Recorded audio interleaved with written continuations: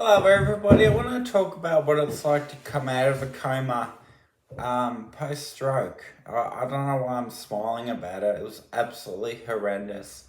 Just honestly the most horrendous thing. Out of 10, it'd be 11 of the most horrendous things you could ever go through. Because when you come out of a coma post-stroke, you're intubated. So you've got a 2-inch tube going down a 1-inch windpipe going into your lungs. Now the thing is, you can't be conscious and intubated. You can't be unconscious and non-intubated. So they have to wake you up. They gradually turn down your sedative or whatever you're on. I don't know what I was on, the analgesia. They gradually turn it down and they do what's called nail bed pressure, which is basically the nurse will push a pen against your fingernail until you scream bloody murder. And then she moves on to the next finger until you scream murder. Then she moves on to the next finger, so on and so forth. So the stroke nurse will do this every 15 minutes for the first 24 hours. It's called nail bed pressure, and you wouldn't wish it on your worst enemy.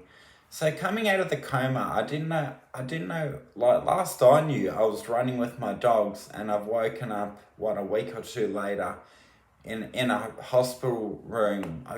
My family went in there, or maybe they were. I was half awake, half not awake. They were de-intubating me or whatever that's called. They were pulling the intubation out, and of course I was fighting it like hell. I had a catheter in. I was restrained to the bed. They were pulling the intubation out. I had a nasogastric tube. It was just horrendous. When they pull that intubation tube out, it feels like they're pulling your lungs out with it, and they might as well. It's absolutely horrendous coming out of a post-stroke coma. And then the next 48 hours is just a phasey days of just sleep and the amount of medication they give you just to give your brain a rest.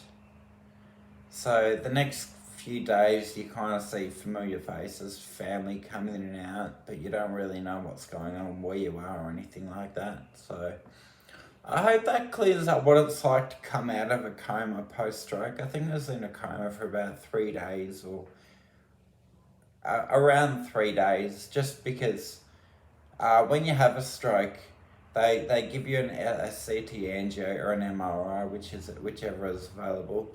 They give you a follow-up one in 3 days because brain damage is most evident 3 days later. So they'll give you a follow-up MRI.